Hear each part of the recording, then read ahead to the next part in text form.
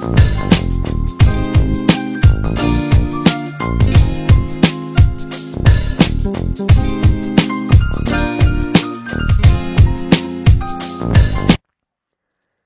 téléspectateurs, bonsoir, content de vous retrouver sur le plateau de WAMED.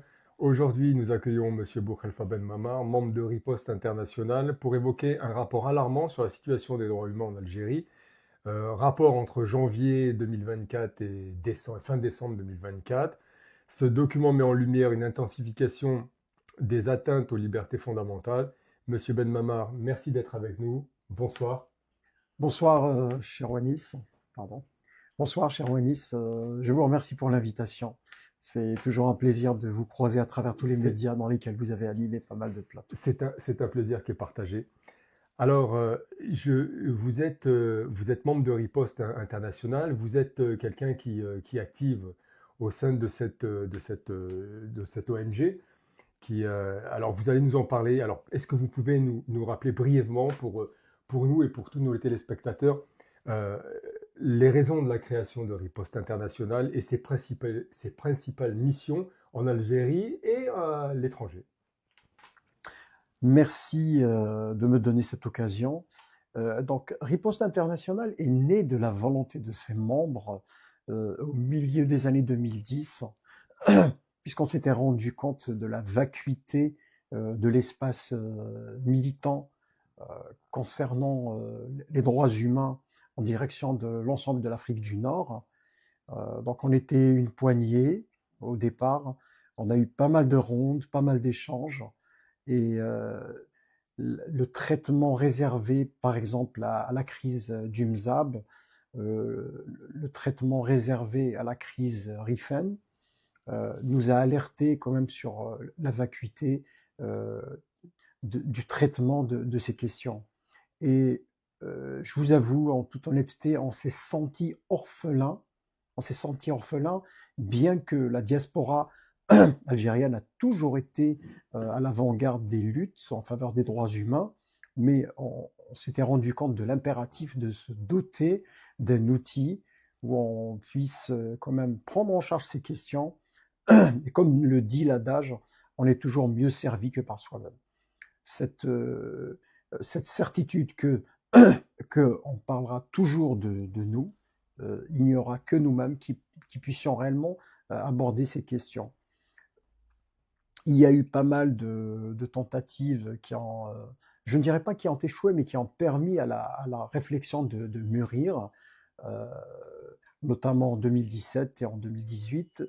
Et en 2018, nous avons officialisé, au mois de février 2018, la naissance officielle de Riposte International, bien que le projet était ficelé déjà au moins 2 années auparavant. Et on a pu se doter d'une structure, on a pu se doter d'un collectif avec des missions claires, avec des périmètres bien définis, où on a commencé quand même à occuper le terrain avec un certain nombre d'activités, notamment des conférences, des prises de parole. Et quand la dynamique citoyenne du Hirak est arrivée, on estime qu'on a pu se doter d'une organisation qui était là, qui était quand même, qui était en mesure de répondre aux sollicitations de nos concitoyens. Voilà. Toujours est-il que nous ne travaillons pas uniquement en direction de l'Algérie, mais en direction de toute la façade nord-africaine, puisque les questions de droits humains, que ce soit au Maroc jusqu'en Libye, nous sommes concernés, puisque nous avons eu des membres fondateurs qui sont issus de ces pays, donc de la Libye, de la Tunisie. Juste pour titre d'information, le concepteur de notre logo n'est autre que le défunt Khaled Khmira, originaire de la Tunisie, qui était un fervent militant de la cause identitaire amazigh et un militant infatigable des droits humains aussi. Nous avons eu des compatriotes algériens, nous avons eu aussi des frères marocains qui étaient avec nous, qui le sont toujours, et on a essayé de s'élargir aujourd'hui, et le cercle notre cercle ne cesse de s'élargir en fonction de la répression qui s'élargit dans ces pays aussi, hein. Alors justement, on assiste de plus en plus à une répression hein, de toute façon, qui est à chaque fois, qui grandit malheureusement de plus en plus, mais en même temps qui est dénoncée. Donc il y a une certaine culture qui est dans les esprits hein, aujourd'hui de ces opprimés, une culture de ne rien laisser passer et justement d'aller en amont et de dénoncer ça. Donc Riposte International est, je suppose, une des ONG qui... Alors comment on fait? Comment on fait pour répondre à toutes ces demandes? C'est quand même important, c'est énorme. Je veux dire, comment on arrive à structurer euh, une telle initiative? La Libye, l'Algérie, le Maroc, la Tunisie, je suppose beaucoup d'autres pays. Comment on arrive à gérer ça? En fait, tout simplement avec de la patience et de l'engagement. Avec de la patience et de l'engagement, donc ceux qui nous rejoignent nous apportent énormément. Euh, la collecte d'informations, le fact-checking aussi, le recoupement des informations est quelque chose qui nous prend pas mal de temps, mais les réseaux que l'on a tissés à l'intérieur de ce vaste territoire, je dirais, fait en sorte que on a pu se créer des réseaux sur lesquels règne aussi la confiance, règne une confiance de par la nature des informations que nous recevons, mais aussi il y a un dénominateur commun à toutes ces démarches. C'est que les aspirations de ces peuples à s'émanciper sur toute la façade nord-africaine se fait toujours sous la houlette d'un pacifisme impressionnant. Comme ça a été le cas en Algérie durant le Hirak, comme ça a été le cas dans le soulèvement Rifin au Maroc, et comme ça l'a été un peu moins en Tunisie, mais nous assistons chez nos frères tunisiens à une envie de continuer à réclamer une ouverture sur les droits, une ouverture du champ médiatique chez eux aussi, mais en étant toujours engagés dans cette optique de l'approche pacifiste. Le cas de la Libye est assez impressionnant. C'est que les militants avec lesquels nous travaillons sont persuadés que c'est la seule voie qui puisse mener réellement à l'émergence d'un État démocratique où on puisse reconnaître les différences, c'est-à-dire que l'on soit d'origine arabophone ou berbérophone, donc ça ne devrait pas poser de problème. Et c'est quelque chose qui se retrouve aussi parce que ces valeurs se partagent aujourd'hui. Parce que qu'est-ce que constitue aujourd'hui l'Afrique du Nord? La technologie a rapproché aisément et facilement les positions. Vous imaginez le drapeau, l'emblème amazigh qui est pratiquement brandi à chaque fois dans ces pays-là, chose qui était inimaginable il y a pas une trentaine d'années. Oui. C'était inimaginable, mais ça se fait aujourd'hui. Mais je vous l'accorde, l'ampleur de la tâche est assez importante. Mais l'engagement c'est la clé fondamentale, puisque nous avons ce réseau qui est engagé ouvertement en faveur des droits humains, du changement démocratique dans ces pays. Alors, en même temps, il semble que vous ayez un vaste réseau, un vaste support. J'entends par là de bons outils hein, Ouais. qui sont entre vos mains. Hein, l'Amnesty International, vous êtes connu au niveau du HD, enfin, du Haut Commissariat des droits de l'homme. C'est pas les moindres quand même. Alors comment on fait? On parle d'une petite ONG et on arrive quand même à avoir un portefeuille comme ça qui est aussi important, mais qui est très utile dans ce genre d'organisation. Oui, oui, tout à fait. La difficulté au départ, c'était de se faire une place, mais de se faire une place aussi en gagnant ses galons, puisque, pour ne pas vous le cacher, l'ouverture des portes n'est pas chose aisée quand on arrive. J'imagine. Et puis, il y a une veille concurrentielle entre ces institutions. Les premiers rounds que nous avons menés avec, avec les organes qui dépendaient du Haut Commissariat aux droits humains, je vous cite notamment les échanges que nous avons eus avec l'Institut du Caire, avec une organisation comme l'Euromed aussi. Ça n'a pas été chose aisée parce que nous, on avait déjà un engagement qui était fait, qui était assez clairement établi. Et l'une des choses fondamentales qui était non négociable pour nous, c'était notre indépendance décisionnelle, notre indépendance financière et aussi l'indépendance de notre ligne. Ça, c'était des choses non négociables. Et je dirais que ça a payé parce que le sérieux du travail que nous avons montré, la qualité de nos premiers rapports, puisque le rapport dont nous venons d'éditer la dernière mouture, et qui sera officielle au début de l'année prochaine, d'ici une dizaine de jours, mais nous en sommes pratiquement à 26 rapports. C'est énorme. C'est un travail assez fouillé et documenté. Donc, il faut maintenir une certaine activité parce que c'est le gage du sérieux et c'est l'engagement que nous avons pris. C'est de témoigner, non seulement pour l'histoire, mais de témoigner pour l'instant. Parce qu'il ne faut pas oublier, c'est qu'à tout moment, et à ce jour, nous avons encore des détenus pour délit d'opinion et des détenus politiques en Algérie et sur l'ensemble de la façade nord-africaine. Et pour ces gens-là, nous témoignons. Nous avons traité en priorité le cas de l'Algérie, puisque la dynamique populaire de février 2019 a drainé plus de 60% des Algériens et de manière pacifique, pour une fois, dans l'histoire de ce grand pays, et qui a réclamé pratiquement un changement assez radical. Non seulement réclamer le départ des représentants du pouvoir, mais réclamer aussi cette liberté d'avoir à choisir leurs élus, d'avoir à décider des choses importantes qui engageaient le pays pour l'avenir.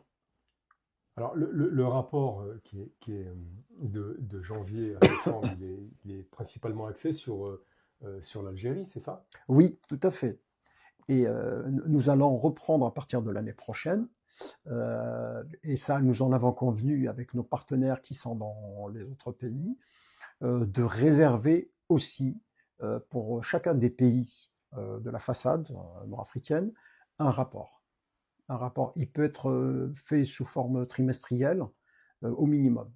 Voilà, c'est très important pour nous parce que nous ne voulons pas être une ONG qui dénonce de manière sélective les atteintes aux droits de l'homme, puisque ça nous a été reproché, et je vous passe les accusations de travail au profit du Marzen. Oui. Voilà. C'est très courant, maintenant c'est monnaie courante. Voilà. Alors, justement, vous parliez de sérieux. Donc, pour être sérieux, ce que vous faites remonter, il faut quand même y avoir il faut faire un travail en amont qui est très important, un travail de recherche, de documentation. Alors justement, moi, je ne vous demande pas de me donner vos sources, mais comment vous faites pour justement pour documenter ce rapport que vous devez présenter, comment vous le présentez, tout en sachant il faut justifier ce travail, il faut le justifier. Est-ce que vous communiquez vos sources aux institutions sur lesquelles vous présentez ce rapport, où ils sont... Alors, c'est cette confiance-là que j'aimerais connaître, savoir comment on détermine qu'on peut croire Riposte Internationale sur le rapport qu'ils font, quelles leurs sources. Obligatoirement, ils doivent quand même vous demander des comptes, ça c'est... Je suppose que c'est... Alors, il y a une tradition au niveau des institutions, c'est qu'une organisation comme Amnesty International, on ne lui a jamais réclamé ses sources, la fiabilité de ses sources. Par contre, il faut délivrer des informations qui soient vérifiables par tous. C'est-à-dire, quand vous donnez la liste des détenus, en Algérie, il y a une particularité, c'est que vous avez des familles des détenus qui font l'objet de pression de la part du régime, et ces familles, nous respectons leur volonté que le nom de leurs proches qui soit détenu ou jugé ou qui a été libéré ne figure pas sur la liste. Ça, nous le respectons. Donc, depuis quelques années, nous nous sommes appuyés sur plusieurs réseaux qui sont très connus. Donc, il y avait le Comité national, le CNLTD, Oui. pour les détenus. Il y a le cas de Zaki Hannash, qui est un activiste qui faisait quand même un travail assez monstrueux quand il était en Oui, Algérie, au niveau de qui lui a documentation, valu aujourd'hui d'être dans la situation dans laquelle il voilà, est. dans laquelle il est. Et principalement, on lui a reproché ça parce qu'il faisait de la veille, il faisait de la veille au quotidien. Et il arrivait, avec son petit réseau à lui, il arrivait à avoir en temps réel le nombre des détenus, de ceux qui sortaient, de ceux qui étaient arrêtés. Et vous savez qu'en Algérie, il y a la loi de l'omerta, hein, parce que dès que vous sortez des grands centres urbains, dans les petites villes, c'est l'omerta. Il n'y a pas, d'organisation, il n'y a pas eu, et c'est ce qu'on reproche aux principales organisations de défense des droits humains, c'est d'avoir négligé un tout petit peu ces centres périurbains en Algérie. Mais ça n'a pas empêché des militants de la Ligue algérienne pour la défense des droits de l'homme qui étaient dans des petites villes de faire l'objet de harcèlement et d'emprisonnement sur la base de fallacieux prétextes en Algérie, hein, qui sont connus aujourd'hui. Hein. Et il y en a qui sont encore en prison en attente de procès. C'est ça. C'est une forme de détention préventive qui frise l'ineptie. Ce n'est plus de la détention provisoire, mais c'est plutôt de la rétention administrative. On vous met en prison en attendant un procès, une date incertaine. Quel est le motif de l'arrestation? On l'avisera plus tard. D'ailleurs, c'était la règle pendant 3-4 ans. Des gens se sont retrouvés en prison et les avocats qui se constituaient partie civile pour eux arrivaient, demandaient, le dossier était vide. Donc, on créait les motifs d'inculpation au fur et à mesure. Donc, ils improvisaient, et c'est ce qui fait qu'on a toujours dénoncé les parodies de justice avec des procès qui ont été nourris au fur et à mesure, et qui a une forme de justice expéditive où on a condamné des gens sur de fallacieux prétextes. Mais encore une fois, pour vous dire que s'appuyer sur des réseaux, c'est un impératif, c'est des réseaux militants, c'est des réseaux citoyens, des fois. On a eu beaucoup de citoyens qui ont pris des risques parce qu'ils occupaient des positions où ils avaient pris énormément de risques pour eux, pour leur famille, pour nous communiquer des informations importantes. On avait eu accès à certains dossiers, voilà. Et pour revenir à votre question principale, il y a une tradition dans les institutions internationales. Le problème des sources ne se pose pas, mais c'est surtout la qualité de l'information que vous ramenez. Voilà. Tant que le système n'apporte pas de démenti, et jusqu'à présent, à aucun de nos rapports qui est sorti, je vous dis, nous en avions déjà édité 26, et celui-là c'est le 27e, nous n'avons jamais eu de plainte pour diffamation déposée par le gouvernement algérien ni par ses représentants. D'accord, mais j'entends bien hein, ce que vous dites, Monsieur Benmamar, par rapport à cette. Alors ça, c'est vos sources. Mais comment vous garantissez justement la fiabilité vis-à-vis des institutions? Je veux dire, ils ne peuvent pas uniquement vous croire sur parole. Il faut que vous puissiez leur apporter des preuves, quelque Bien chose sûr, qui soit tangible pour que sur lequel ils puissent se pencher eux-mêmes. bien sûr, nous nous sommes appuyés aussi sur les défenseurs des droits, puisque les informations que nous recevons sont vérifiées auprès des barreaux, des avocats aussi. Chose que les institutions savent faire. C'est-à-dire qu'aujourd'hui, les institutions internationales ont la possibilité, de leur côté, de vérifier les informations sans nous en demander à nous d'apporter les preuves. Parce que les avocats ont cette possibilité d'avoir des correspondances avec des institutions internationales quand celles-ci ont un doute sur une information, sur un procès, sur le déroulement d'un procès, sur son déroulé et sur son issue. Et je pense qu'on a eu une période probatoire où nous, on a démontré le bien fondé de toutes les informations que nous avons communiquées, de toutes les saisines que nous avons faites. Chose très importante, c'est que euh, nos communiqués et nos déclarations régulières sur les violations qui ont touché des personnalités connues, pas connues, ont toujours été adressées à ces institutions. Et je peux vous dire que, en toute modestie, les informations que nous avons données dans le cadre de nos rapports ont été reprises par des ONG qui étaient beaucoup plus importantes que nous. Elles se sont appuyées sur nos propres informations. Donc cela veut dire que d'une manière ou d'une autre, ce que vous donnez comme information, ce que vous, vous leur, ils ont matière en tout cas à vérifier de façon tout à fait légale, à vérifier l'information Mmh. s'ils veulent la vérifier. Tout à fait. Et ce qu'il faut savoir aussi, c'est que par exemple, quand on communique notre rapport au commissariat des droits de l'homme, il faut savoir que l'Algérie siège, elle est membre de ce comité. Donc l'ambassadeur algérien au niveau de cette instance euh, reçoit en même temps aussi ce rapport, au même titre que les autres membres. D'accord. Donc Donc, il peut tout à fait. éventuellement saisir pour des diffamations ou autre si Voilà. éventuellement il y avait Donc, une... à notre connaissance, le représentant algérien dans cette institution n'a jamais apporté le moindre démenti sur les informations que nous avions avancées. Et nous avons saisi le haut-commissariat sur des cas, euh, pour les citer, le cas de Kamera Naetsib, Oui. où il y a eu quand même une réaction. Donc, il y a eu un échange entre l'institution et la chancellerie et l'État algérien. Donc, ils ont apporté des réponses. Nous les avions saisis aussi sur le cas de Mohamed Tafarka, aussi, et sur un certain nombre d'autres cas où c'est dans le cadre de notre travail. Mais l'objectif principal était de saisir là où il y avait quand même une violation flagrante et de volonté de mise sous silence de ces personnes. C'était impressionnant. Alors justement, le rapport, par exemple, mentionne l'incarcération de l'écrivain Ali Bello.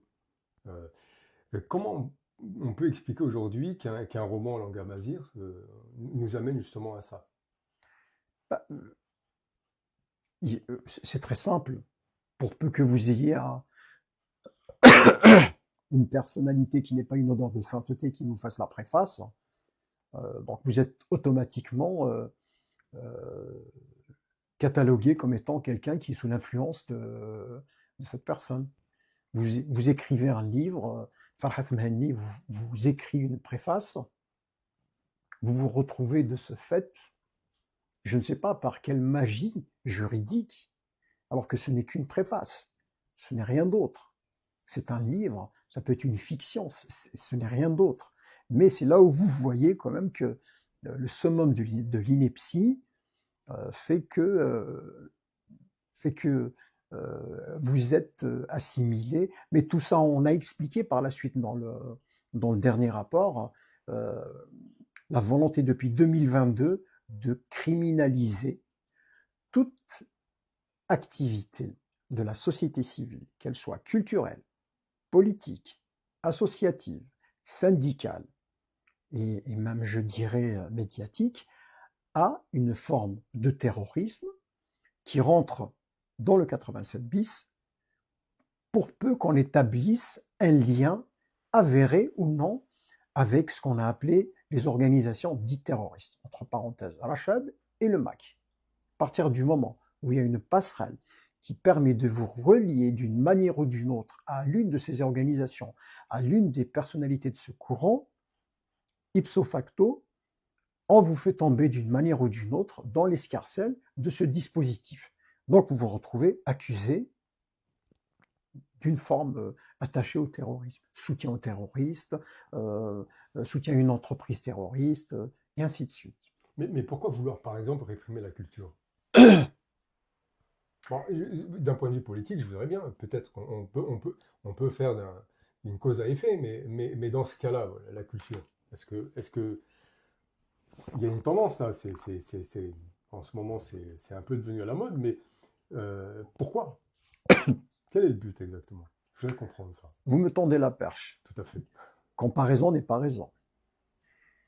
Vous n'êtes pas sans le savoir de la fameuse phrase de Goebbels qui disait que quand j'entends le mot culture, j'ai envie de dégainer mon revolver. C'est ça.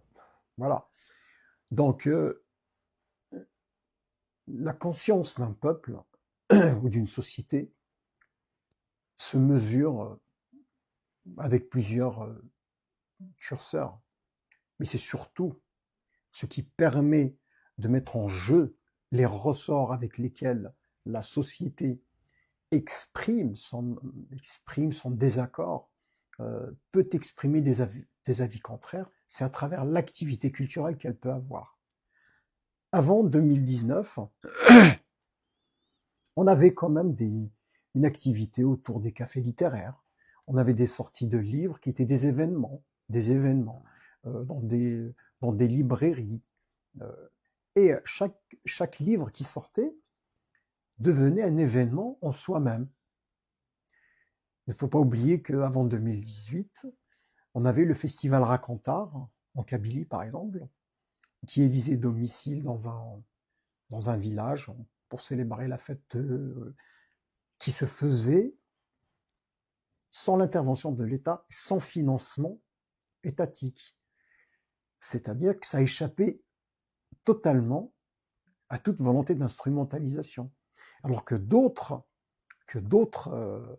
activités et d'autres... pour la peine, je viens d'un village qui s'appelle Etisham, on avait eu le festival du tapis berbère, par le truchement du directeur de la culture de Tizi Ouzou et le ministre qui était entre autres Madame Khalid El-Saoudi à l'époque. Donc ils ont fait tomber cette activité sous l'escarcelle de l'État. Donc ça a été un peu dévoyé de son origine, alors que à l'origine c'était une fête qui était organisée par les villageois sur leurs propres deniers, qui faisaient appel à des financements, mais l'activité elle était pilotée de bout en bout par les gens qui étaient du village. Et c'est des traditions comme ça où l'on apprend aussi l'autonomie à l'égard parce que celui qui vous donne l'argent peut influencer sur la ligne d'une telle ou telle activité. Oui. Mais la culture aussi, ce n'est pas que ça. La culture aussi, c'est une démarche de la société d'échapper à la folklorisation. Puisque le régime, depuis 1962, a complètement phagocyté l'identité plurielle de l'Algérie à des clichés, à des stéréotypes. Quand vous aviez un animateur de la chaîne algérienne, quand il avait un citoyen de la région d'Oran, il se mettait à l'imiter, en parler. Waouh, waouh. Ce qui était quand même assez réducteur. C'est dommage parce que l'identité d'un concitoyen qui est de la région de l'ouest de l'Algérie ne se limite pas à son phrasé. Tout à fait. Ouais. On ne peut pas limiter aussi l'identité d'une région à un de ses poètes phares. Quand il recevait un coup de téléphone de quelqu'un de la région du Sétifois ou des Hauts-Plateaux, il commençait par réciter des vers de Aïssa El-Jarmouni, et ainsi de suite. Et puis, je dirais, pour la Kabylie, ça s'était réduit à ce qu'on appelait en arabe classique al-Orniya al-Qabaili al-Khafifa, c'est-à-dire c'est la chanson kabyle légère. C'est-à-dire on avait une parodie de petites fillettes avec une robe kabyle qui dansaient, alors que la culture, ce n'est pas ça du tout, c'est autre chose, c'est les idées qui sont produites. Ces régions-là avaient déjà quand même des écrivains. On ne peut pas réduire la région des Nmamcha et des Chaouia juste à des manifestations fantaisistes. Il y a eu comme des gens comme Ket Biessine qui ont quand même réclamé, qui ont assumé leur choix.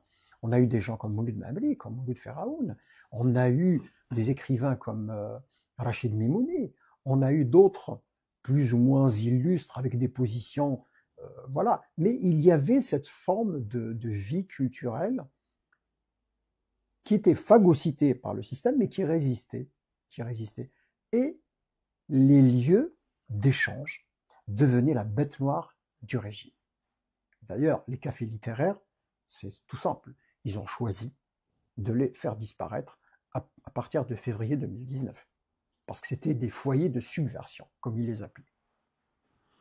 Alors, alors j'entends ce que vous dites, hein, monsieur Benama. Il y a aussi le journalisme qui a pris un sérieux coup ces dernières années, hein. Beaucoup de journalistes harcelés. On a vu le cas de Hirsam El-Kadi, mais il y en a d'autres, hein. Il n'est pas tout seul. Quelle ampleur justement de ces poursuites et quel impact sur la situation aujourd'hui en Algérie? En fait, ça participe du même acabit, dans le sens où tout ce qui permet de couper les ailes à la société civile de s'organiser, de s'exprimer, d'avoir ses propres canaux, c'est du pain béni pour le régime. Donc, au lendemain de 89, quand il y avait la pseudo-ouverture démocratique, le régime avait compris qu'il fallait tenir cette presse par la pub. Et les presses sur lesquelles étaient imprimés les journaux appartenaient à l'État, appartenaient au pouvoir. Donc la manne publicitaire était distribuée par l'ANEP, qui était un organe d'État. Donc qui à un moment donné devenait un chantage, était un instrument de chantage. Voilà. Ça s'est diversifié avec le temps, puisqu'avec l'arrivée de la presse électronique, ça s'est diversifié. Donc on a eu la facilité d'ouvrir des chaînes de télé. Mais depuis les années 2007-2008, le régime n'a toléré en réalité que les chaînes qui lui étaient favorables. Mais l'accélération depuis 2014 avec les successions de réformes du Code de l'information, où on a commencé à criminaliser depuis 2014 l'activité journalistique, déjà à l'époque. C'est-à-dire que ce qui pouvait être du domaine de la diffamation se réglait normalement par un tribunal administratif, mais pas au pénal. On ne se retrouvait jamais au pénal en tant que journaliste. Il n'y a pas de logique, oui. Oui, c'est-à-dire que tout au début d'année, les journaux provisionnaient un compte spécialement pour ça, où ils étaient condamnés pour diffamation, un truc comme ça, mais ça se finissait toujours dans les tribunaux administratifs, mais jamais au pénal. Mais aujourd'hui, à quoi on a assisté? On a assisté à une dérive qui est plus qu'autoritaire, mais qui va vers une forme de dictature, quand vous avez quelqu'un qui occupe la position du président de la République, qui dit, en qualifiant, qui parle d'un journaliste, en disant « khbarji ». C'est-à-dire que c'est je laisse quand même nos concitoyens apprécier le vocable, et voilà, c'est un informateur, un délateur. Le journaliste, c'est celui qui apporte l'information au public. Oui, c'est un informateur. Mais... Oui, à ce que je sache, je n'ai pas souvenir d'avoir lu un article dans un des journaux algériens ou sur un journal qui soit électronique ou écrit, où j'ai lu un article d'un journaliste qui détaillait les plans des infrastructures militaires algériennes ou des sites sensibles ou des choses de cette nature. C'est impressionnant, c'est impensable. On lit les minutes des procès d'un certain nombre de journalistes, on leur dit qu'ils portent atteinte à l'unité nationale, qui portent atteinte au moral des troupes, des membres de l'armée nationale populaire. C'est impressionnant. La nature des griefs retenus démontre aussi l'indigence de la pensée juridique de ces ordonnateurs de cette forme de justice. Les journalistes ont payé un lourd tribut durant les 10 années de guerre civile, il faut le dire, et ils continuent de payer un lourd tribut. Mais c'est la société qui en pâtit. Parce que quand une société n'est pas informée, n'est pas correctement informée, quand une société n'a pas toutes les données pour faire son jugement sur une situation, le jeu démocratique n'a aucun sens s'il n'y a pas de liberté de la presse. Justement, vous dénoncez à plusieurs reprises dans le rapport ce harcèlement que subissent les journalistes, mais notamment la presse. Mais dans quel but, justement? C'est justement de faire fi de cette démocratie ou quel est le but du gouvernement de faire ça, En fait, à votre avis, hein? vous savez, tout ce qui participe à la mise à nu des euh, pratiques de corruption, des pratiques de détournement, des pratiques qui ne participent pas à améliorer ce qu'on appelle la santé démocratique d'un pays. Tout ça est du pain béni encore pour le régime, parce que le régime s'en est toujours sorti à bon compte. Pourquoi? Parce que tant qu'on parle de la corruption, tant que ça reste des discussions du café du commerce, le régime, ça ne le touche pas. Mais quand c'est écrit noir sur blanc par des journalistes, c'est-à-dire que les journalistes s'entourent d'un minimum de précaution. Donc quand ils écrivent quelque chose, ils doivent le fouiller, le documenter. Et s'ils doivent répondre devant une juridiction quand ils sont attaqués pour diffamation, ils doivent être sûrs de leur source. Ce qui fait que ce n'est pas le but, l'objectif d'une presse qui se respecte, ce n'est pas de dresser les Algériens les uns contre les autres, tout simplement, mais tout simplement de dénoncer ce qui est dénonçable, ce que la conscience collective refuse, ce qu'une forme de contrat moral des Algériens entre eux-mêmes et l'État qu'ils s'imaginent, euh, bâti sur un socle de valeurs, et ces valeurs-là, pour la plupart, ce que je sache, sont inscrites quand même dans la Constitution et dans le droit pénal. Détourner des fonds publics, jusqu'à ce que je sache, cela reste un délit passible de prison. Quand il est dénoncé par des journalistes, ce n'est pas pour régler des comptes, mais tout simplement pour la bonne santé démocratique d'un pays, d'une part, et d'autre part, ça conforte les citoyens dans leur sentiment de vivre dans un pays et dans un État où il y a un minimum de valeurs qui sont respectées. Parce que les fonds publics, ils appartiennent à l'ensemble des Algériens. Les richesses de l'Algérie, le pétrole, le gaz, les minerais, n'appartiennent pas à l'État en tant que tel, ils appartiennent aux Algériennes et aux Algériens. Donc de ce fait, une conscience citoyenne se forme en défendant les intérêts de son propre pays. C'est chose très importante. Et puis, de ce fait, les Algériens se passionnent non seulement pour le fait public, mais vont aussi sur des questions beaucoup plus pointues. Aujourd'hui, beaucoup d'Algériens sont convaincus, par exemple, que le patriotisme n'est pas le monopole de l'État. Ils sont conscients qu'ils vivent dans un grand pays, le plus grand pays d'Afrique, et que c'est un pays qui a presque 8000 kilomètres de frontières, dans un environnement où la plupart des pays frontaliers ne nous veulent pas que du bien. Ces questions-là, les Algériens les ont comprises. Et ils ne veulent absolument pas déléguer ça sans transparence. Ils veulent aujourd'hui savoir ce qui est fait. Qu'en est-il? Est-ce que nos frontières sont sûres? Est-ce que nos intérêts géostratégiques et géopolitiques sont-ils correctement défendus? Et vous imaginez les paradigmes de l'État algérien qui a toujours considéré que les Algériens comme étant des mineurs et qu'ils ne pouvaient pas prendre part à ces questions-là. Aujourd'hui, ça se pose avec une acuité importante. Je ne parle pas des Algériens qui vivent à l'étranger, qui maîtrisent ces questions. Je parle aujourd'hui de nos concitoyens qui se retrouvent en Algérie. Ils sont conscients, ils sont très très conscients de ces questions. Vous avez beaucoup d'Algériens aujourd'hui qui vivent en Algérie, qui sont très proches des postes frontaliers. Eux vivent la crise migratoire, mais de manière différente, différenciée. Ils ont un autre point de vue que celui qui est délivré par l'État.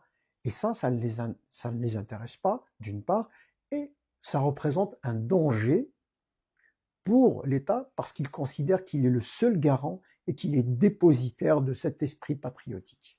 Ce qui est faux. Cette pseudo-vérité. C'est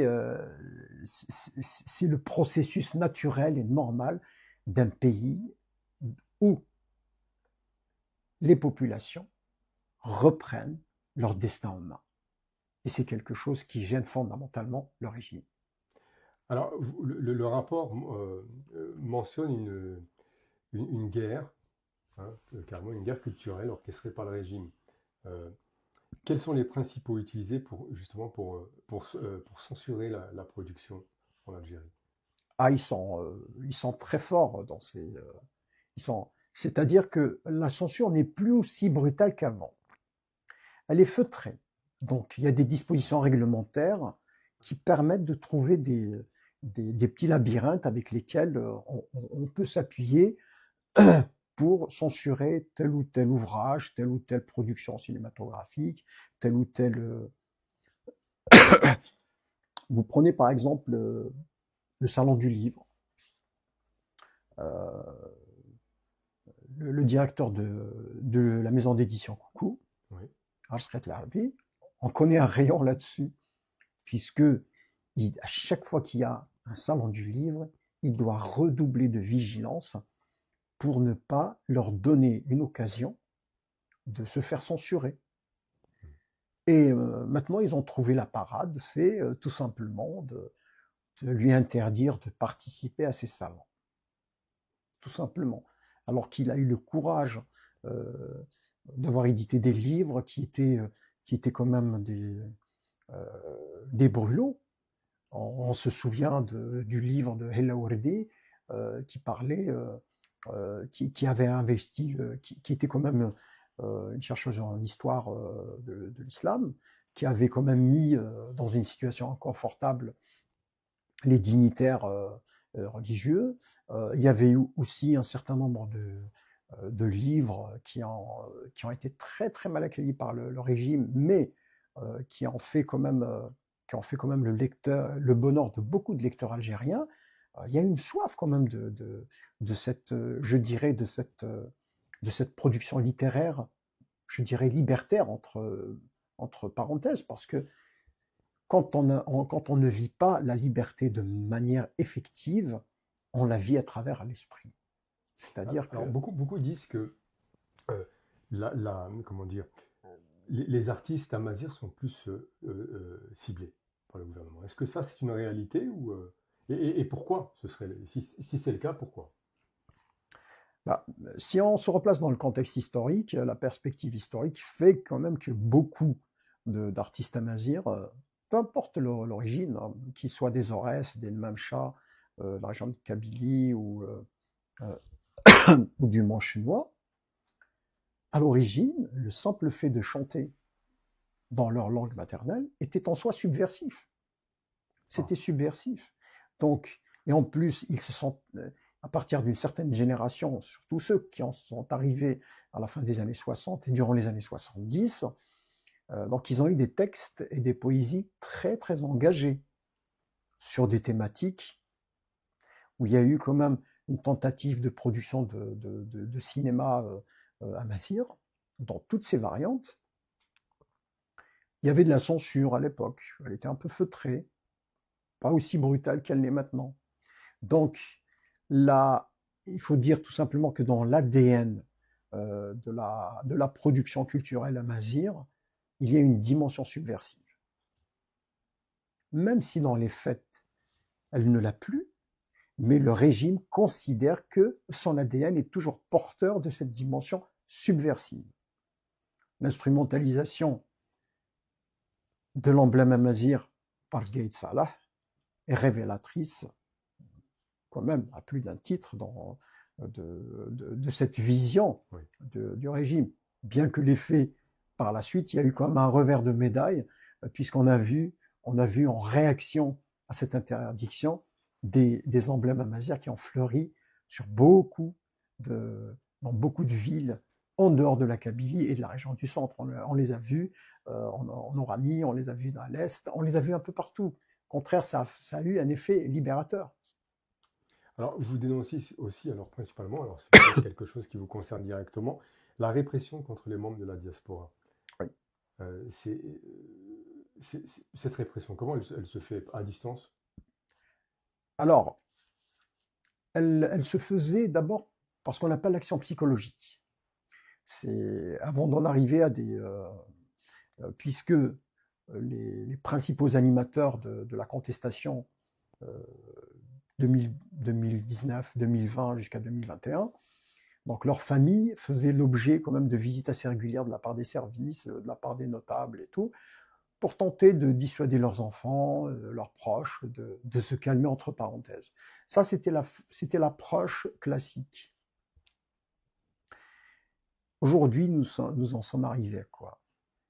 Si vous voulez rentrer au pays, vous devez signer un document où vous vous parjurez, où vous renoncez à toute activité politique, et le cas échéant, vous vous enregistrez une vidéo, vous faites une déclaration. Alors, vous faites une déclaration sur le net, c'est ça? Oui. Sur les réseaux sociaux? Voilà, et puis vous vous identifiez clairement et vous dites que vous vous êtes trompé, que voilà, tout simplement. D'accord. Et puis un document que nous, pour notre part, nous appelons le document de la honte. À ce moment-là, vous rentrez au pays, vous sentez comme bon vous semble. Et ça, c'est une forme de chantage. Il y a aussi d'autres chantages qui prennent des formes que l'on ne comprend pas. Le cas du journaliste Alilat qui a été refoulé Oui. à l'aéroport d'Alger, alors qu'il est rentré avec son passeport algérien, tout simplement. Quel est le motif? S'est-il rendu coupable d'un fait de haute trahison? S'est-il rendu coupable d'un fait qui puisse justifier d'une mesure d'éloignement? Non. Et on a eu quand même beaucoup d'Algériens qui sont rentrés entre 2021 et 2023. On les laisse rentrer au moment où ils doivent ressortir. On les emprisonne pas, on les arrête pas. Mais au moment où ils doivent ressortir, ben on leur dit non, vous rentrez chez vous. On leur explique jamais le motif par lesquels on leur refuse la sortie du territoire. C'est devenu, on a ressorti cette interdiction de la sortie du territoire national qui était exercée avant par le parti unique. On l'a remise à l'ordre du jour, au goût du jour, comme on dit, avec quelques variantes près. Vous êtes en rétention administrative. Ah. Alors, concrètement, c'est quoi une rétention administrative? C'est tout simplement. Ou... Non, et puis on vous saisit votre passeport. Vous ne pouvez pas sortir. Votre passeport est saisi et on vous explique que vous ne pouvez pas sortir. Et quand vous demandez, on vous dit l'ordre il vient de très haut. Vous ne savez même pas quelle est l'entité qui a donné ordre de vous séquestrer dans votre pays. Vous n'êtes pas en prison. Vous êtes libre de vos mouvements, mais vous ne pouvez pas sortir, vous ne pouvez pas quitter le territoire. Ce qui a été à l'origine, quand même, on a poussé les gens à faire la faute, parce que des gens, en désespoir de cause, qui ont des femmes et enfants ici en France ou en Belgique, étaient tentés de sortir par d'autres moyens. Par d'autres moyens, oui. Voilà. Et quand vous savez que les moyens mis au service de la surveillance de ces personnes-là, donc ça les pousse à la faute. Oui, effectivement. Ce qui quand même, on vous met dans une situation, on ne vous laisse d'autre choix que d'aller vers ces solutions. Ce qui est quand même un peu... Et on vous attend au tournant, en fait. Bien sûr, tout à fait. D'accord. Ok. Alors, comment vous évaluez justement ces conséquences d'un exil forcé, par exemple, avec des contraintes ou des répressions qui se font sur la diaspora, qui ne peuvent pas rentrer, ou alors, au contraire, ces gens qui sont frappés d'ISTN, par exemple. Comment vous évaluez ces conséquences et quelles sont-elles exactement sur... Moi, je n'ai qu'un seul mot, c'est un drame humain. C'est un drame humain parce que vous avez des personnes qui ont des femmes et des enfants ici. Vous avez c'est le destin des familles qui sont déchirées. C'est-à-dire qu'il y a une volonté de frapper l'imaginaire collectif et individuel. Ce qu'il faut se rappeler, c'est que depuis la fin du Covid, le régime a décidé de créer un climat de terreur, et c'est chose faite quand la première fois que certains magistrats sont arrivés d'Alger à Paris avec une liste de personnalités dont ils ont demandé l'extradition. Ça a créé une onde de choc dans la diaspora. Les gens, on leur dit, tiens, il y a Il y a des gens qui sont venus avec des listes, ils ont demandé à ce qu'on les extrade. Et ça, c'est intervenu durant la phase où on a extradé les 2 anciens Alors, militaires. on avait eu vent de ces listes. Est-ce que vraiment c'est une réalité? C'était, bon, ça n'a jamais été confirmé, hein, sauf Ah si si, vous si. avez des informations plus Ah précises. si, bien sûr. Ça a été fait. Ça a été fait, sauf que Donc ces euh, listes ont vraiment existé avec un but bien précis de faire une demande d'extradition. ah non, les autorités algériennes, en application de l'accord bilatéral franco-algérien signé en 2019, qui a été ratifié par l'Assemblée française sur l'extradition entre les 2 pays. C'est-à-dire que les autorités algériennes, quand elles sont venues réclamer l'extradition de certains membres de citoyens algériens, ils se sont fondés sur cet accord qui est devenu officiel courant 2019. Ce n'est pas une faveur qu'ils ont demandé aux Français. Oui, donc c'est le respect d'une. Bien sûr, c'est une convention. Ouais. Voilà, Est-ce que ça a fonctionné? La France a extradé des. dans le contexte qui était de l'époque, ça n'a pas fonctionné, puisqu'il y a des garde-fous qui consistent à dire que la tradition française, donc on extrade uniquement les gens qui, dans le risque d'être torturés ou aussi qui risquent la peine de mort, ne sont pas extradés. Est-ce que les 2 militaires qui ont été, Mohamed Benhlima et son compagnon, qui ont été extradés d'Espagne, est-ce qu'ils ont échappé à la torture? Non, puisque par la voix de leurs avocats et par leur propre voix eux-mêmes, tant qu'ils ont relaté le fait qu'ils ont été soumis à la torture dès leur arrivée, dès leur atterrissage à l'aéroport. Donc, ce qui est un cas ce qui est un cas classique et avéré. Et je peux dire tout simplement, c'est que dans la diaspora, donc il y a quand même une veille. Nous, je ne vais pas dire qu'on en fait partie, mais dans la mesure du possible, on s'est constitué en groupe pour dénoncer toutes les manœuvres dilatoires allant dans ce sens-là. Donc nous, on s'est engouffré dans une brèche. On avait saisi à l'époque pas mal de députés, on avait saisi pas mal d'eurodéputés, et je ne vais pas dire qu'on a fait pression, mais l'action était maintenue pour que les extraditions ne puissent pas avoir lieu. Parce qu'il n'y avait aucune garantie sur un procès équitable, la torture et la peine de mort. La peine de mort est toujours courante en Algérie.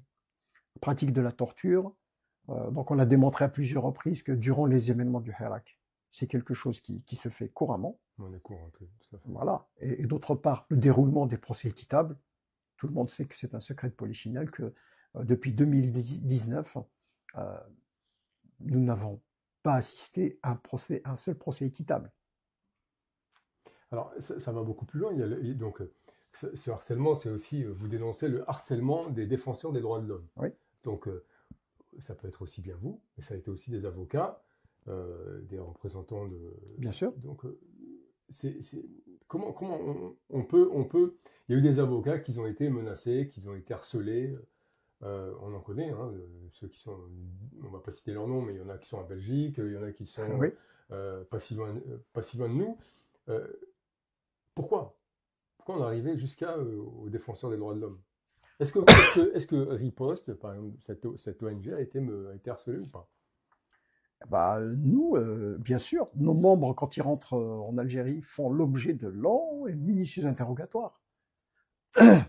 Ils font l'objet de cette forme à l'entrée, à la sortie, des pressions inimaginables. Et certains ont décidé de ne plus rentrer, en disant que à chaque fois c'est la même chose, et puis la prochaine fois peut-être que je ne vais pas pouvoir en sortir, d'une part. Mais le harcèlement, nous, c'est encore un moindre mal, mais les défenseurs des droits, que ce soit les avocats, que ce soit ceux qui sont engagés à travers la Ligue algérienne pour la défense des droits de l'homme, les comités de défense des détenus, ils font continuellement l'objet de menaces à peine voilées. Il y a eu des signalements qui ont été portés à l'information du public, pas par nous, mais par les avocats des détenus eux-mêmes, qui font l'objet de pression pour qu'ils abandonnent. Ce qu'il ne faut pas oublier, c'est que, il faut leur rendre hommage, c'est que durant les plaidoiries, on avait assisté à une présence impressionnante d'un certain nombre d'avocats à ces procès. Des fois, on avait assisté à 12 ou 15 plaidoiries faites par des avocats. Ce qui voulait dire quand même qu'il y avait un effet de masse qui était hyper important. Ça crée une démarche de solidarité, ça crée aussi... mais au fait, dès qu'une conscience d'une corporation, de manière collective, se cristallise autour d'un certain nombre de valeurs, le régime se sent menacé. C'était le cas avec les avocats, c'était le cas avec les organisations de défense des droits humains, c'était le cas avec des comités faits par des citoyens. Et je dirais, au même titre que les journalistes, ça participe du même acabit. Dès qu'il y a une prise de conscience qui se cristallise autour d'un certain nombre de points, le régime veut y mettre un terme. Alors, Monsieur Benmamar, vous avez le rapport est, je crois, fait 60 et quelques pages, hein, je crois 64 pages ou 65 pages. Oui, il y a des annexes avec. C'est énorme. Il nous faut toute une journée pour en discuter, hein, tout ce que vous avez mentionné à l'intérieur. Mais vous êtes adressé aux institutions, enfin à la communauté internationale. Et moi, j'aimerais savoir quels leviers politiques peuvent encore être utilisés justement pour faire cesser ces violations. Est-ce qu'on en a d'autres? Est-ce que vous envisagez autre chose? Est-ce qu'il y a possibilité de le faire d'ailleurs? Alors, il y en a plusieurs. Aujourd'hui, l'Algérie a ratifié des accords internationaux, qu'ils soient bilatéraux ou multilatéraux. J'entends, et ça m'attriste quand j'entends un responsable algérien qui dénonce l'ingérence de la Commission européenne dans les affaires intérieures de l'Algérie. C'est une forme de malhonnêteté intellectuelle. L'article 10 de la Convention qui lie la Commission européenne et l'Algérie, ce traité de coopération, dans son article 10, indique clairement la possibilité qui est offerte à l'un des deux partenaires, aux deux partenaires, de se saisir mutuellement sur les cas de violation des droits humains. Donc ce n'est pas de l'ingérence, c'est tout simplement quelque chose qui est fait au nom de cet article 10. Si l'Algérie, par exemple, considère que dans l'espace qui est directement qui dépend de la Commission européenne, qu'il y ait des violations des droits de l'homme qui touchent ses ressortissants ou d'autres ressortissants, donc l'Algérie, à ce moment-là, elle a le devoir de saisir les instances européennes et de le faire. Et vice-versa, je ne défends pas un point de vue, pas du tout. Je dis qu'il y a une disposition réglementaire qui a été signée entre deux partenaires en connaissance de cause. Je ne soupçonne pas le signataire pour la partie algérienne de ne pas, je ne le soupçonne pas d'ignorer quand même cet article et la portée qu'il en a. C'est une implication majeure de ce fait. Donc nous, on s'engouffre à travers les engagements légalement. J'entends légalement de dire qu'ils ont été signés sans contrainte, sans position de contrainte, ni forcer les Algériens à signer ces contrats, ces conventions. Donc quand une convention est ratifiée, elle a des engagements, il faudra y répondre. Nous, on estime qu'on est dans notre rôle quand on saisit ces institutions pour qu'elles fassent un rappel à l'ordre aux autorités algériennes de respecter les engagements qui sont les siens, notamment sur les droits de l'homme, sur le cas de la torture, sur les cas du respect de la dignité humaine. Tout ça, nous, on considère qu'on est dans notre rôle, tout simplement. Mais cela dit, je pense que pour 2025, nous allons inclure dorénavant dans nos échanges la chancellerie algérienne ici en Europe. Donc, elle sera destinataire de nos rapports, de nos déclarations, de nos communiqués. Alors, Donc, ça veut dire qu'elle va recevoir les rapports que vous faites et tout les à fait, communiqués que vous. Mais oui. vous m'aviez dit tout à l'heure qu'elle les reçoit déjà à l'ONU. Alors, c'est-à-dire qu'on n'avait Euh, pas, oui, Pardon. on n'utilisait pas le canal direct, puisque nous, quand on envoie, par exemple, au Commissariat des droits de l'homme, le représentant permanent de l'Algérie à cette constitution reçoit le document au même titre que l'ensemble des D'accord. membres. Voilà. Mais cette fois-ci, ce que nous allons faire, nous allons quand même le faire parvenir aux chancelleries, ici, avec un objectif, c'est que ces rapports puissent être remis à la plus haute autorité du pays, c'est-à-dire à la présidence de la République. D'accord. Donc Nous vous ne enverrez pouvons, vos rapports à voilà, l'ambassade algérienne. parce que quand un responsable algérien sur un plateau de télé vous dit et dément formellement l'existence de détenus d'opinion dans les prisons algériennes, c'est quand même, ça reste une... Il y a quelque chose qui ne va pas. Voilà. Donc aujourd'hui, je pense qu'à partir du moment où un courrier avec le rapport, avec la liste mise à jour des détenus, on ne pourra pas nous rétorquer que non. Ils peuvent nous contredire, ils peuvent nous dire que ce n'est pas le cas. Mais en aucun cas, ils ne pourront nous dire qu'il n'y a pas de détenus politiques. C'est faux, puisque vous avez été destinataire d'un document qui est public, qui engage notre crédibilité et notre responsabilité sur le plan juridique. Nous vous informons qu'à ce jour, nous avons X détenus politiques dont la liste est annexée au présent rapport.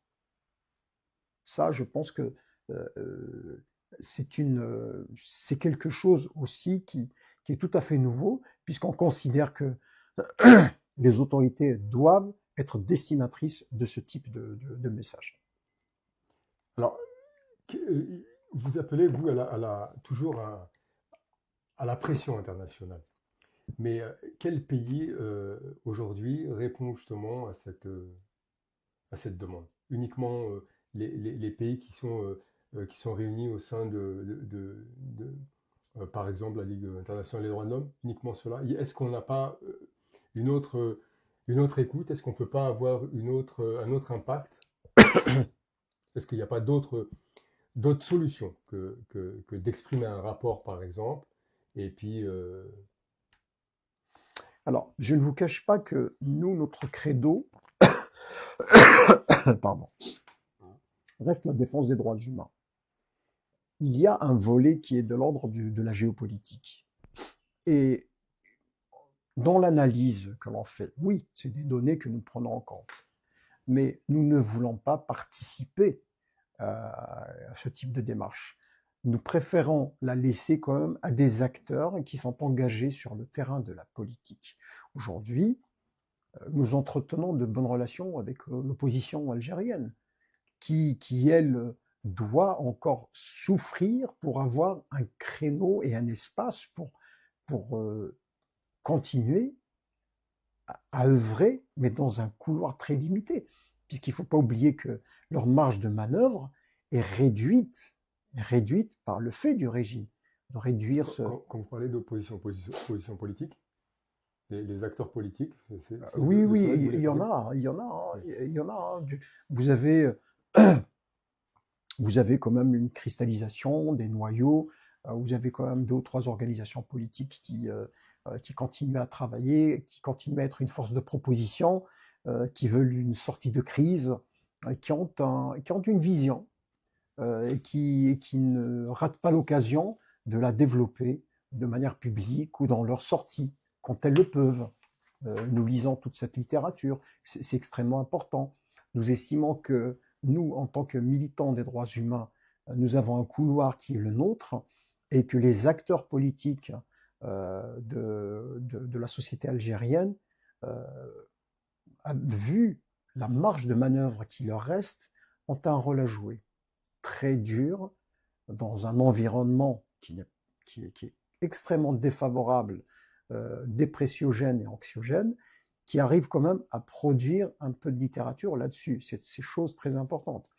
Et je pense que la flamme qui s'est allumée durant 2019 n'est pas complètement éteinte, parce qu'on le sent, on le voit encore, les capacités de résilience des Algériens sont énormes et sont profondes, puisqu'ils n'ont pas sombré dans le... On le sent quand même dans le contact que nous avons régulièrement avec eux. C'est pas que le régime a eu gain de cause, non. Mais ils ont concédé une défaite. Ils ont concédé une défaite, mais non, ils considèrent qu'ils n'ont pas perdu la guerre. Mais les acteurs politiques aujourd'hui doivent étoffer leur offre politique. Et c'est uniquement les acteurs politiques qui ont une certaine légitimité à pouvoir aller dans le sens de créer ce rapport de force dans la société. Ça, c'est très important. Le reste, c'est que quand vous avez un triple ou un quadruple verrouillage dans une société politique, syndicale, médiatique et associatif, c'est très très difficile. Les passerelles qui permettent aux partis politiques de recruter de nouveaux adhérents, de former des adhérents, de pouvoir encadrer la société, de pouvoir diffuser des idées, de pouvoir les faire prendre en charge par la population, n'est pas chose aussi aisée que l'on croit. Et je pense que c'est très important de respecter les périmètres de tout un chacun. Monsieur Benmama, notre émission touche à sa fin. Alors, quelle est votre vision à long terme? Y a-t-il des signes d'espoir pour un changement viable en Algérie? Je pense que le, nous restons très optimistes dans le sens où la majeure partie de nos concitoyens sont jeunes. Sont jeunes et par définition, la jeunesse, même si elle peut sombrer dans une forme de marasme, elle est toujours porteuse de changement. Elle est toujours porteuse de changement parce que c'est sa propre thèse. Je ne dis pas que les moins jeunes sont l'antithèse, non, loin de là. Les moins jeunes apportent une forme d'expérience apaisée, mais la poussée de la jeunesse, ce ne sont pas tous les jeunes Algériens qui ont envie de traverser la Méditerranée sur des bateaux de fortune. On a beaucoup d'Algériens de jeunes Algériens qui souhaitent vivre chez eux, participer à la construction, à l'édification de leur pays, mais ils veulent participer sereinement, où leur présence est respectée, pas tolérée, mais respectée en tant que telle. Mais tout cela doit se faire dans le cadre de la citoyenneté, chose qui est quand même prise en charge et assumée publiquement par de plus en plus de jeunes. Il ne faut pas oublier que sur les 4 pays de la façade nord-africaine, nous avons le taux de jeunes le plus élevé en Afrique du Nord et aussi le plus instruit, le plus lettré, chose qui tranche avec les autres pays. C'est-à-dire que nous avons un socle et une base sur laquelle on peut construire. On peut pérorer là-dessus, sur la faiblesse du niveau éducatif et tout. Là, c'est un débat qui est à la marge de la société. Ce qui est important, c'est cette instruction qui permet d'avoir une prise de conscience. Et de ce côté-là, ça nous a été démontré. On ne doute pas là-dessus. C'est pour ça que je vous ai dit, nous restons optimistes dans ce sens où la jeunesse est porteuse en elle-même de cette énergie de changement. Elle ne peut pas être dévoyée, même si une partie d'entre elles peut être tentée, mais la majeure partie est porteuse d'une vision de changement. Alors, un dernier mot pour nos téléspectateurs. Que peuvent faire justement les citoyens, ici et ailleurs, pour soutenir la cause des droits humains en Algérie? C'est surtout de s'organiser. Je n'aime pas dire s'impliquer, non, mais de se sentir concerné. Ce qui a été exprimé très vite au début de 2019 dans les rangs de la diaspora, ça a été la capacité d'indignation. Nous avons été indignés. Il faut toujours se rappeler quelles sont les causes qui ont maintenu cette capacité de s'indigner. Et je pense que c'est de ce côté-là qu'il faut toujours aller creuser. On a été indigné par le traitement qui a été réservé aux Algériens à travers la 5e forfaiture quand on a un 5e mandat. Les Algériens ont été indignés par la non-gestion du Covid-19, par le fait que les autorités ont préféré gérer leurs propres intérêts au détriment de la société. Il faut se rappeler aussi que la diaspora, elle a été à la pointe de l'esprit de solidarité.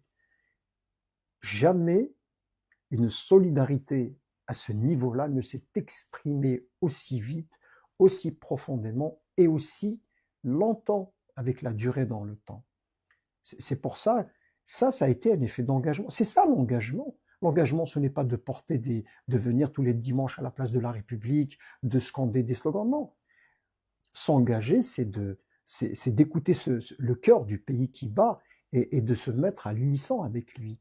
Notre pays, quand il a besoin de nous, ce n'est pas uniquement pour faire des défilés, ni pour faire des marches. Ce n'est pas, passez-moi l'expression, ce n'est pas le rassemblement dominical de la place de la République, bien qu'il ait participé à mobiliser, qu'il ait participé à diffuser. Je ne réduis pas l'importance, non, loin de là. Je dis tout simplement que l'engagement citoyen peut commencer par des choses toutes simples.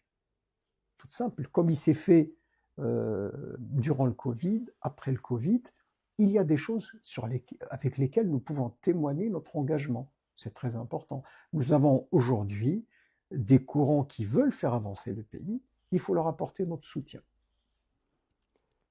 Monsieur Benmamar, quels sont les prochains projets de riposte internationale pour continuer ce combat?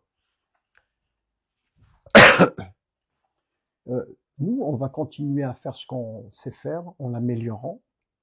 On va continuer quand même à élargir notre centre, je dirais notre cercle d'activité, puisque nous considérons aujourd'hui que les lieux de rencontre, non seulement des militants, mais des gens qui sont concernés par le devenir de nos sociétés, que ce soit au Maroc, en Tunisie, en Algérie ou en Libye, c'est de rassembler le maximum de nos concitoyens et de nos concitoyens de la Confédération nord-africaine, comme certains se plaisent à l'appeler, et d'apporter notre pierre à l'édifice dans le sens où nous voulons quand même que la défense des droits humains soit l'affaire de tous et pas que d'une poignée.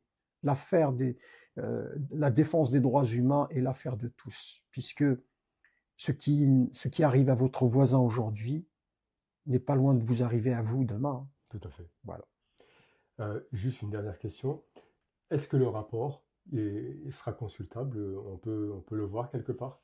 Ou Bien est-ce qu'il est sûr. peut-être déjà disponible? Alors, l'avant-projet, donc la version définitive, elle sera clôturée au 31 décembre par Honnêteté intellectuelle. Et en début, sur la première dizaine, donc il sera consultable sur notre site. Site internet. Voilà. Et puis, pour ceux qui connaissent ceux qui entretiennent une correspondance avec nous, donc on peut mettre à disposition le rapport sans problème. Monsieur Benmamar, merci beaucoup C'est de moi. nous avoir éclairé un petit peu sur ce rapport hein, qui dénonce, qui en dit beaucoup en tout cas. Je serai content de vous recevoir à nouveau sur notre plateau de Voix Med. Merci à tous les téléspectateurs, pardon.